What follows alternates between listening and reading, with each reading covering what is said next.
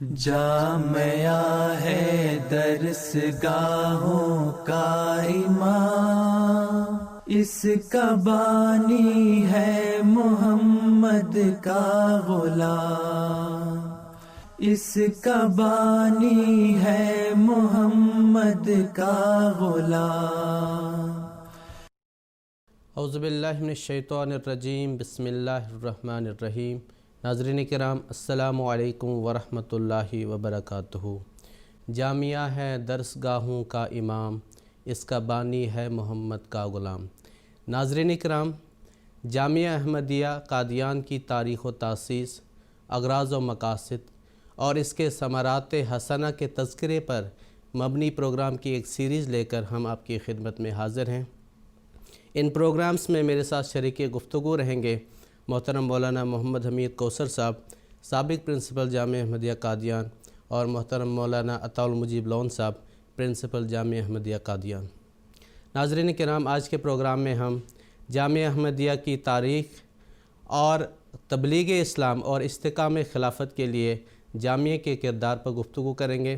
گفتگو کا آغاز محترم مولانا محمد حمید کوثر صاحب سے کرتے ہوئے میں آپ سے دریافت کرنا چاہوں گا کہ حضرت مسیح موعود علیہ السلام نے جامعہ کی بنیاد کیوں ڈالی اور اس کے پیچھے کون سے اغراض و مقاصد کار فرما تھے؟ ناظرین کرام،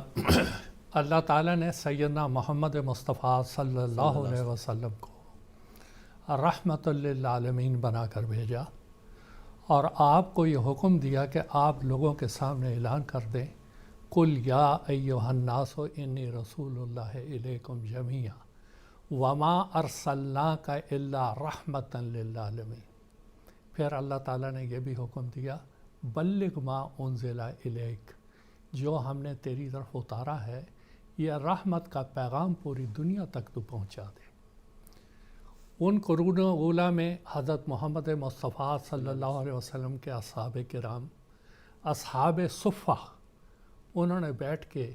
میرے آقا محمد صلی اللہ علیہ وسلم سے وہ علوم دینیہ سیکھے اور اکناف عالم تک اس کو پہنچایا۔ بیچ میں 1000 کا فیض آوج کا دور آیا۔ مسلمانوں کے اپنے اعمال و کردار نے اسلام کی خوبصورت تعلیم پر پردہ ڈال دیا۔ اللہ تعالیٰ نے اپنی پیشگوئیوں کے مطابق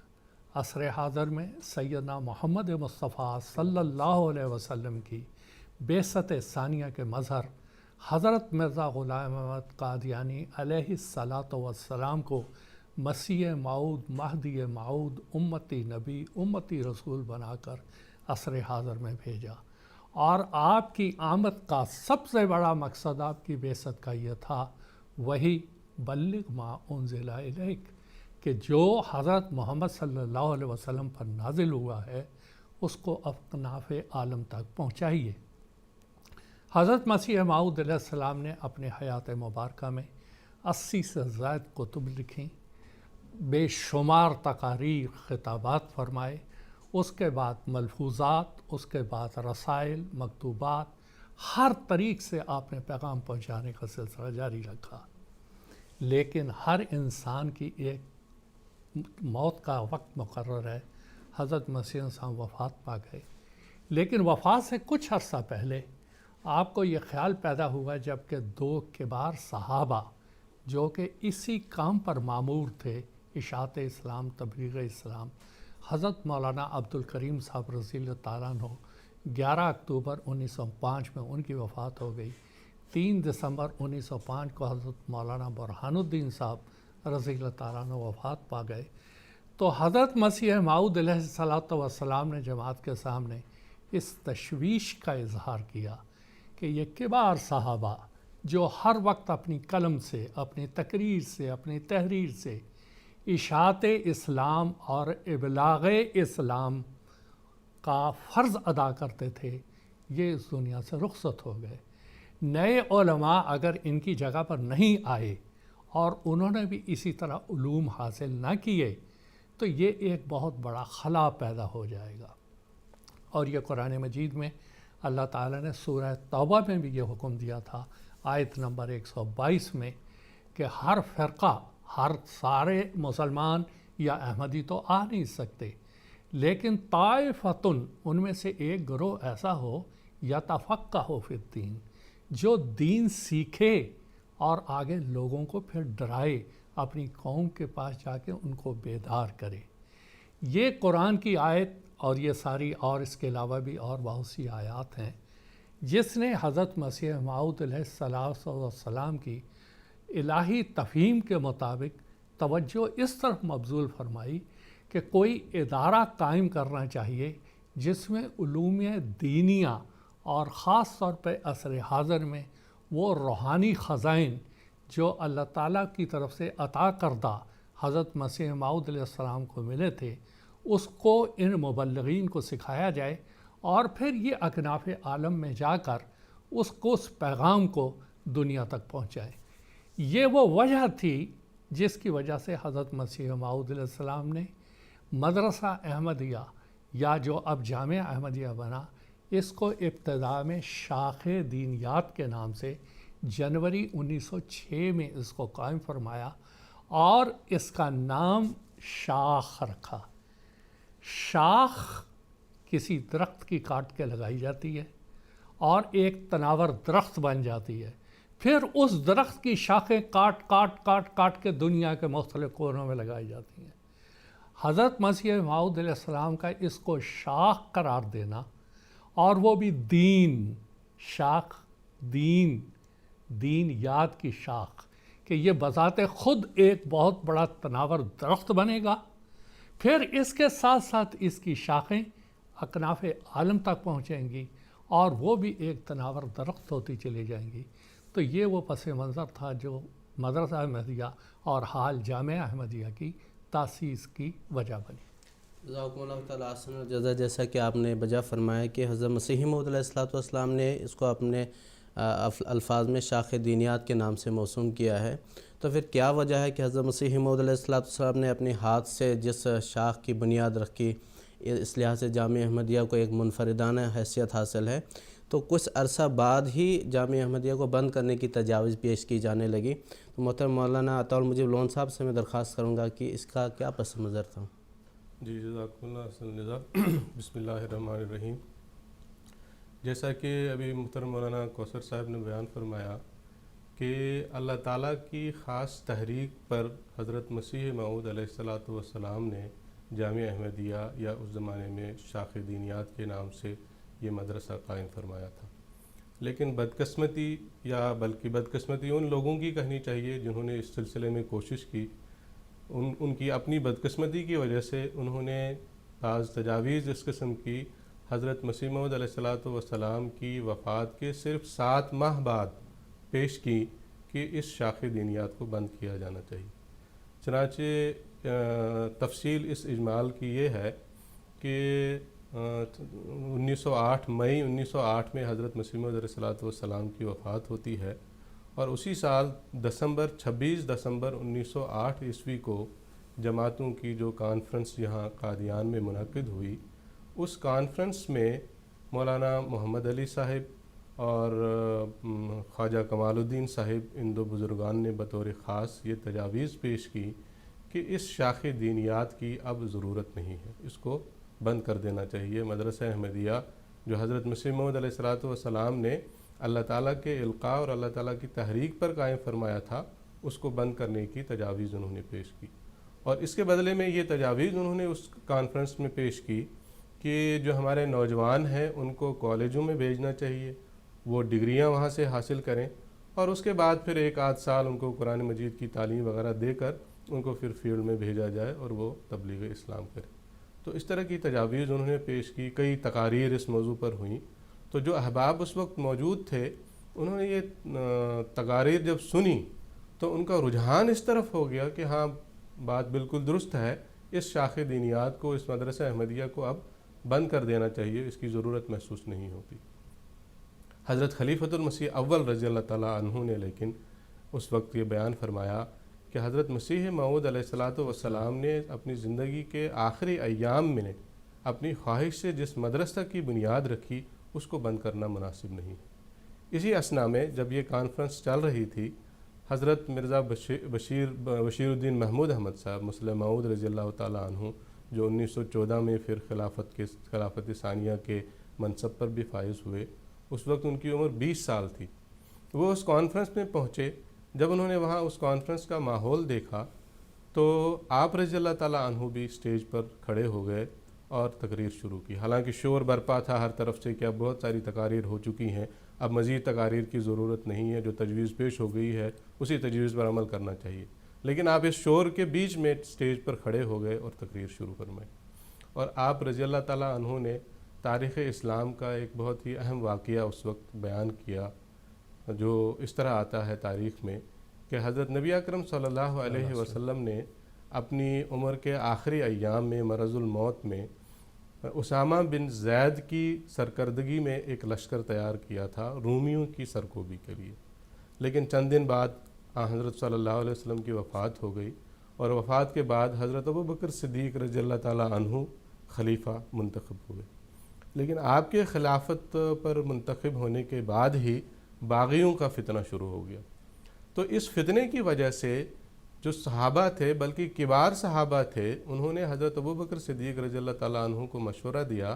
کہ اس وقت ہمیں اسامہ بن زید کی سرکردگی میں جو لشکر جانے والا ہے اس کو روک دینا چاہیے، کیونکہ اس وقت مدینہ کو خطرہ ہے۔ جو ممکن ہے کہ باغی جو ہیں وہ مدینہ پر حملہ کریں اور یہاں صرف بچے اور بوڑھے موجود ہوں اس لشکر کے روانہ ہونے کے بعد، تو اس صورت حال میں حالات بہت مختلف ہو جائیں گے، دگرگوں ہو جائیں گے، تو یہ مناسب نہیں ہے، اس موقع پر اس لشکر کو روک دینا چاہیے۔ اس واقعے کا ذکر حضرت مسلم موعود رضی اللہ تعالیٰ عنہ نے فرمایا، اور حضرت ابوبکر صدیق رضی اللہ تعالیٰ عنہ کے جواب کا ذکر فرمایا، جس میں حضرت ابوبکر صدیق رضی اللہ تعالیٰ عنہ نے فرمایا کہ کیا ابو قحافہ کا بیٹا خلافت پر متمکن ہونے کے ساتھ ہی حضرت نبی اکرم صلی اللہ علیہ وسلم کے اس لشکر کو روک دے جس لشکر کو آپ صلی اللہ علیہ وسلم نے اپنی زندگی کے آخری ایام میں تیار کروایا تھا؟ آپ نے بڑے پرجوش انداز میں یہ فرمایا کہ اگر مدینہ کو فتح کر دیا جائے اور کتے عورتوں کی لاشیں گھسیٹتے پھریں، تب بھی میں اس لشکر کو نہیں روک سکتا جس لشکر کو خود حضرت صلی اللہ علیہ وسلم نے تیار فرمایا تھا۔ تو اس کا ذکر کرتے ہوئے حضرت مسلم موعود رضی اللہ تعالیٰ عنہ نے ان کو مخاطب کرتے ہوئے فرمایا کہ کیا اسی قسم کی مثال آپ بھی اس وقت تاریخ میں رقم کرنا چاہتے ہیں کہ حضرت مسیح موعود علیہ السلام نے اپنی آخری عمر میں وفات سے چند سال قبل جس مدرسہ کی بنیاد رکھی اس مدرسہ کو بند کرنا چاہتے ہیں؟ تو آپ کا نام تاریخ میں کن الفاظ سے یاد کیا جائے گا؟ میں مناسب سمجھتا ہوں کہ جو تقریر حضرت مسلم موعود رضی اللہ تعالیٰ عنہ نے بیان فرمائی اس میں سے وہ اقتباس جو ہے وہ اس وقت موقع کی مناسبت سے پیش کروں۔ حضرت مسلم موعود رضی اللہ تعالیٰ عنہ نے اپنی تقریر میں فرمایا کہ حضرت مسیح موعود علیہ السلام کی وفات کے بعد آپ لوگوں کا بھی یہ پہلا اجتماع ہے۔ آپ لوگ غور کریں اور سوچیں کہ آئندہ تاریخ آپ کو کیا کہے گی۔ تاریخ یہ کہے گی کہ حضرت ابوبکر رضی اللہ عنہ نے ایسے خطرہ کی حالت میں جبکہ تمام عرب باغی ہو چکا تھا اور جب مدینہ کی عورتوں کی حفاظت کے لیے بھی کوئی مناسب سامان ان کے پاس نہ تھا، اتنا بھی پسند نہ کیا کہ رسول کریم صلی اللہ علیہ وسلم کے اختیار کیے ہوئے لشکر کو روک لیں، بلکہ آپ نے فرمایا کہ اگر مسلمان عورتوں کی لاشیں کتے گھسیٹتے پھریں تب بھی میں رسول کریم صلی اللہ علیہ وسلم کے حکم کو منسوخ نہیں کروں گا۔ لیکن حضرت مسیح موعود علیہ السلام نے اپنی وفات سے 2.5 سال پہلے دسمبر 1905 کے جلسہ سالانہ پر تمام جماعت کے دوستوں سے مشورہ لینے کے بعد جس دینی مدرسہ کو قائم فرمایا تھا اور جس کے متعلق یہ فیصلہ فرمایا تھا کہ وہ عبد الکریم صاحب سیالکوٹی اور مولوی برہان الدین صاحب جہلمی رضی اللہ عنہما کی یادگار ہوگا اور سلسلہ کی ضروریات کے لیے علماء تیار کرنے کا کام اس کے سپرد ہوگا، اسے مسیح موعود علیہ السلام کی جماعت نے آپ کی وفات پانے کے مان بات توڑ کر رکھ دیا، کیونکہ جس طرح جیش اسامہ کی تیاری کا کام خود رسول کریم صلی اللہ علیہ وسلم نے فرمایا تھا، اسی طرح مدرسہ دینیات کا اجرا خود حضرت مسیح موعود علیہ السلام نے اپنی آخری عمر میں فرمایا تھا۔ پس دنیا کیا کہے گی کہ ایک مامور کی وفات کے بعد تو اس کے متبعین نے اپنی عزتوں کا برباد ہونا پسند کر لیا، مگر یہ برداشت نہ کیا کہ رسول کریم صلی اللہ علیہ وسلم کا حکم باطل ہو، لیکن دوسرے مامور کے متبعین نے باوجود اس کے کہ ان کے سامنے کوئی حقیقی خطرہ نہیں تھا، اس کے ایک جاری کردہ کام کو اس کی وفات کے مان بعد بند کر دیا۔ تو اس طرح پرجوش انداز میں حضرت مسلم موعود رضی اللہ تعالیٰ عنہ نے جب یہ تقریر فرمائی تو یکسر کایا پلٹ گئی۔ وہ لوگ جو پہلی تجاویز پر واہ واہ کر رہے تھے اور کہہ رہے تھے کہ ان تجاویز پر ہمیں عمل کرنا چاہیے، ان کی تجاویز یکسر بدل گئی اور ان کا رجحان حضرت مسلم موعود رضی اللہ عنہ کی تقریر کے بعد اس طرف ہو گیا کہ ہرگز اس مدرسے کو بند نہیں کرنا چاہیے۔ تو اس طرح سے بعد میں پھر خط و کتابت کے ذریعے بھی جماعتوں سے رائے لی گئی اور جماعتوں کی طرف سے یہی جوابات آئے کہ جو رائے وہاں کانفرنس میں حتمی رائے قرار پائی تھی اور فیصلہ ہو گیا تھا، اسی رائے پر اب ہم قائم ہیں۔ اور اس طرح سے یہ شاخ دینیات جس کو بند کرنے کی سازش کی گئی تھی، کوشش کی گئی تھی، وہ ناکام و نامراد ہوئی اور اللہ تعالیٰ کے فضل سے وہ شاخ دینیات جیسا کہ بھی ذکر ہوا اب تناور درخت کی صورت میں لہلہا رہا ہے وہ درخت اور دنیا کے کناروں تک پہنچ چکا ہے۔ جزاکم اللہ تعالیٰ۔ جیسے یہ ایک ٹرننگ پوائنٹ تھا جامعہ کے لیے، اور یہ وہ جو شاخ تھی وہ ہم دیکھتے ہیں تاریخ میں بتاتی ہے کہ آج تناور درخت کی صورت اختیار کر گیا ہے، اور جو تبلیغ اسلام کا کام ہے بڑی سرعت کے ساتھ اس سے جاری ہے۔ تو تبلیغ اسلام اور جامعہ احمدیہ قادیان کے درمیان ایک خاص رابطہ ہے، ایک مربوط رابطہ ہے۔ تو کس طرح جامعہ احمدیہ قادیان تبلیغ اسلام کے فریضے کو سر انجام دے رہی ہے؟ محترم مولانا محمد حمید کوثر صاحب اس کی ذرا کچھ وضاحت فرمائیں۔ بات یہ ہے کہ شاخ دینیات کی تاسیس کے بعد جو 1909 میں مدرسہ اور پھر جامعہ بنا، اس سے اب تک ہزاروں فارغ التحصیل ہو کر اکناف عالم فضیلت تبلیغ ادا کر رہے ہیں۔ اللہ تعالیٰ کے فضل سے ہر ملک میں یہ پہنچے، ہر جگہ یہ پہنچے، اور بیچارے معمولی گزارا ملا یا نہ ملا، کچھ اوائل میں ہمارے مبلغین تو ایسے تھے جن کو کچھ بھی نہیں ملتا تھا، لیکن اس کے باوجود بھی وہ تبلیغ کرنے کے لیے گئے، اور تبلیغ کر کے ان کی تبلیغ سے ہزاروں ہزار لوگ اسلام میں داخل ہوئے، احمدیت میں داخل ہوئے، اور حقیقی اسلام کو انہوں نے سمجھا اور حقیقی اسلام کو پھر آگے انہوں نے پھیلایا۔ اور پھر ہمارے بہت سے فارغ التحصیل جو یہاں سے نکلے، انہوں نے پھر سلسلے کی مختلف مجالات میں، مختلف میادین میں ادیب المثال خدمات انجام دیں اور انجام دیتے چلے جا رہے ہیں۔ لیکن اس سب کا لب لباب اور محور وہی مقصد ہے، بلغ ما انزل الیک، اے محمد صلی اللہ علیہ وسلم، اور عصر حاضر میں آپ کے خادم حضرت مسیح موعود علیہ السلام جو اسلام لے کے آئے، اس کو رحمت کی شکل میں دنیا کے سامنے پیش کیا جائے۔ حقیقت میں وہ ایک امن کا مذہب ہے، ایک رحمت کا مذہب ہے۔ اس کا احساس دلوانے کی مخلوق خدا کو اس وقت ضرورت ہے، ورنہ وہ تباہ ہو جائے گی۔ پھر یہ مبلغین، یہ خلیفۃ المسیح اید اللہ تعالیٰ بن العزیز کے سلطان نصیر ہوتے ہیں۔ ان میں سے ہر ایک یہ حضرت خلیفۃ المسیح اید اللہ تعالیٰ بن العزیز سے سنتے ہیں جو آپ خطابات اور خطبات دیتے ہیں، ہر جمعے میں دیتے ہیں، ہر اہم موقع پہ دیتے ہیں۔ یہی وہ حمزہ وصل ہوتے ہیں، یہی وہ رابطہ ہوتے ہیں جو حضور کے پیغام کو سنتے، سمجھتے، پھر آگے افراد جماعت احمدی ہوں یا غیر ہوں ان تک پہنچانے کی کوشش کرتے ہیں، ان کو سمجھاتے ہیں۔ یہ ہے وہ امت واحدہ کا تصور جو سیدنا حضرت محمد مصطفیٰ صلی اللہ علیہ وسلم نے دنیا کے سامنے پیش کیا تھا، کہ ایک اسلام، ایک رسول، ایک خدا، وہ دنیا کے سامنے پیش کیا جائے۔ افسوس کی بات یہ ہے کہ جس مذہب کی بنیاد لا الہ الا اللہ محمد رسول اللہ پر تھی کہ اللہ ایک ہے، رسول ایک ہے، قرآن ایک ہے، اسلام ایک ہے، آج وہ 72 میں تقسیم ہوا۔ کیا اللہ کی تشریحات 72 ہو گئیں؟ رسول کی تشریحات 72 ہو گئیں؟ کیا شریعت 72 میں بٹ گئی؟ یہ وہ ساری باتیں تھیں، یہ وہ رواسخ تھے، یہ وہ دھول تھی جو حقیقت کو چھپائے ہوئے تھی۔ مبلغین اسلام جو یہاں پر احمدیت کے مبلغ اور احمدیت کے دعات اس گود میں پڑے، یہ مسیح موعود علیہ السلام کی علمی گود میں जिन्होंने परवरिश पाई और एक इस इदारे का एक रूहानी दूध पिया, उसकी तवानाई को इन्होंने पूरी दुनिया में फैलाया और फैलाते चले जा रहे हैं और इस्लाम की खूबसूरत तालीम दुनिया तक पहुंचाते चले जा रहे हैं। और इन्हीं की बशारत अल्लाह ताला ने कुरान मजीद में दी थी कि ये दीन सीखें और जाके फिर अपनी अपनी कौमों को सिखाएं। तो ये है इसकी बरकत जो हज़रत मसीह साहब ने शाख बनाई। फिर मैं बताऊं कि शाख से जो दरख्त बनता है, एक तो वो फल देता है, दूसरा ताज़ा बताज़ा फल देता है, तीसरा उसकी छाँव के नीचे चरिंद परिंद और इंसान वो राहत व आराम के पल गुजारते। जज़ाकुमुल्लाह ताला अहसनुल जज़ा। जामिया अहमदिया इस्तिकाम खिलाफत के लिए किस तरह काम कर रहा है, क्या कंट्रीब्यूशन है इसका, मोहतरम मौलाना अताउल मुजीब लोन साहब से इसकी कुछ तफसील जानना चाहूँगा। जज़ाकुमुल्लाह। 2-3 बातें इस सिलसिले में अर्ज़ करना चाहूँगा। सबसे पहली बात तो ये है कि कुरान मजीद की सूरह नूर आयत 56, जिसको आयत इस्तिखलाफ भी कहा जाता है,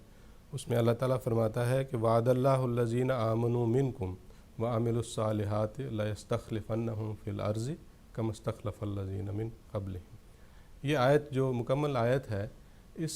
आयत करीमा में अल्लाह ताला ने क़याम खिलाफत, बरक़ात खिलाफत और इस्तेहकाम खिलाफत तीनों मज़ामीन को बयान फरमाया है। तो इस्तेहकाम खिलाफत के ताल्लुक़ से सबसे बुनियादी बात हमारे जहन में ये आती है कि खिलाफत के वो कौन से उमूर है जो खिलाफत या मौजूदा वक्त में खिलाफत अहमदिया सर अंजाम दे रही है। तो खुलासे के रंग में चंद एक बातों का ज़िक्र करूँगा।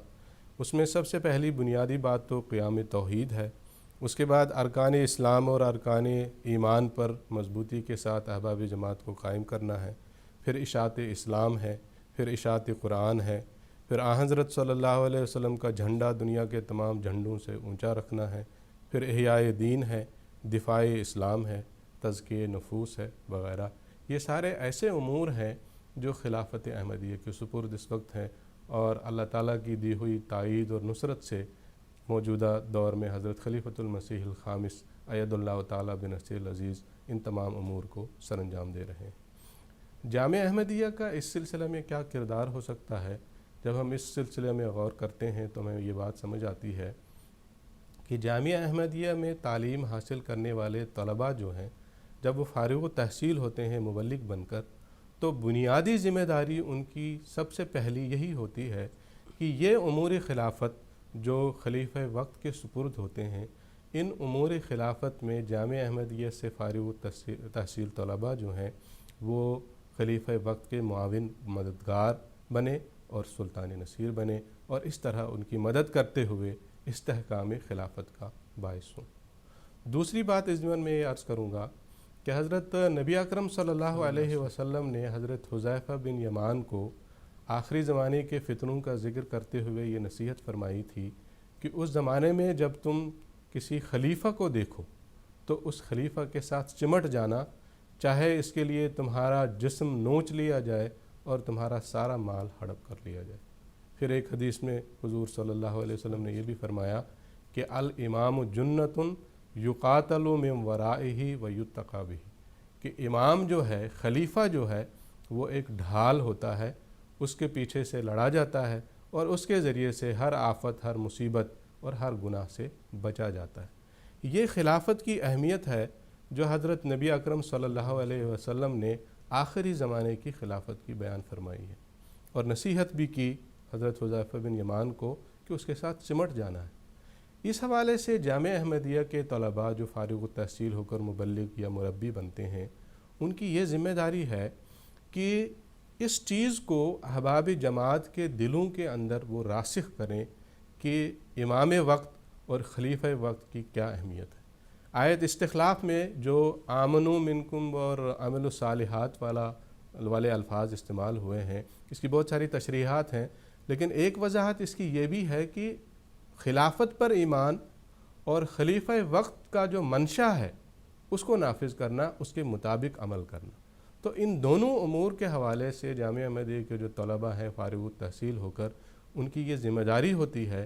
कि वो अहबाब जमात के अंदर ईमान बिल खिलाफ़ा और आमाल सालिहा को मजबूती से पैवस्त करें और जागुज़ी करें। تیسری بات اور آخری بات اس سلسلے میں یہ عرض کرنا چاہوں گا کہ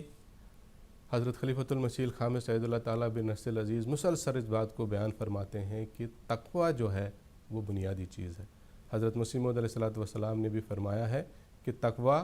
جڑ ہے، ہر ایک نیکی کی جڑ اتقاء ہے، اگر یہ جڑ رہی سب کچھ رہا ہے۔ تو تقویٰ کو مضبوطی کے ساتھ احباب جماعت کے اندر پیوست کرنا،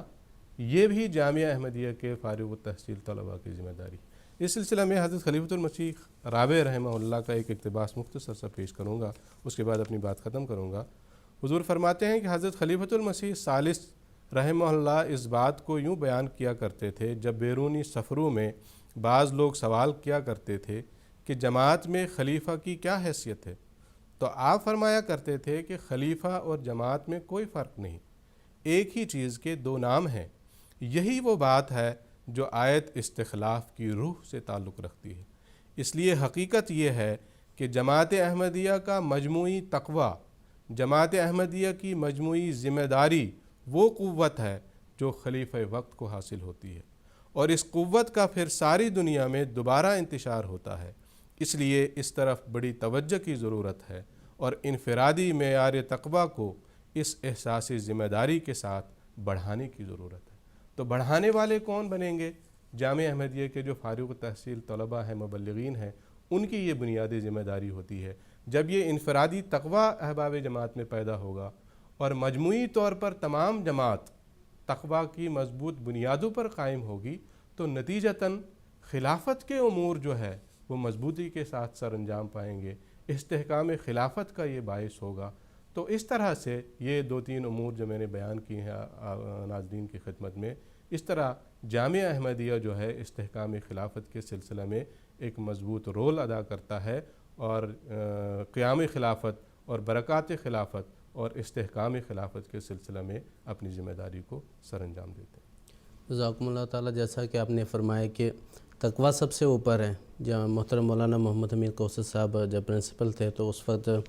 جامعہ کا جو لوگو حضور کی طرف سے منظور ہو کے آیا، اس میں حضور نے اپنے قلم سے تقویٰ کو سب سے اوپر رکھا ہوا تھا۔ تو یہ تقویٰ ہی ہے جس کی وجہ سے ہم استحکام خلافت کر سکتے ہیں۔ اس کے ساتھ ہی ہمارا پروگرام اختتام پذیر ہوتا ہے۔ میں آپ دونوں بزرگان کا شکریہ ادا کرتا ہوں۔ ناظرین کرام، آخر میں حضرت خلیفۃ المسیح الخامس ایدہ اللہ تعالیٰ بنصر العزیز کا ایک اقتباس آپ کی خدمت میں پیش کرتا ہوں۔ حضور فرماتے ہیں،